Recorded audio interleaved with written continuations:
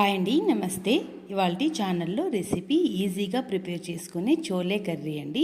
ఈ కర్రీ కోసం ముందుగా మనం కాబూలి శనగలు ఉడకబెట్టి పక్కన పెట్టుకోవాలి. తర్వాత మసాలా కోసం కొబ్బరి, యాలకులు, చెక్క, లవంగ, మిరియాలు, పచ్చిమిరపకాయలు, టమాటోలు, ఉల్లిపాయలు, చిన్నుల్లిపాయలు, అల్లము ఇవన్నీ కలిపి బాగా మెత్తగా గ్రైండ్ చేసుకోవాలండి.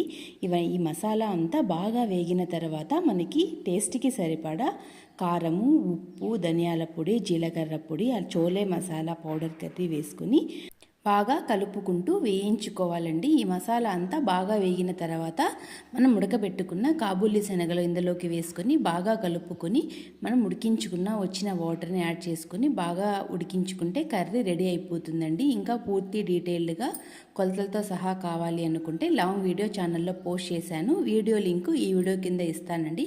ఒకసారి వెళ్ళి చెక్ చేయండి, తప్పకుండా మీ అందరికీ నచ్చుతుంది.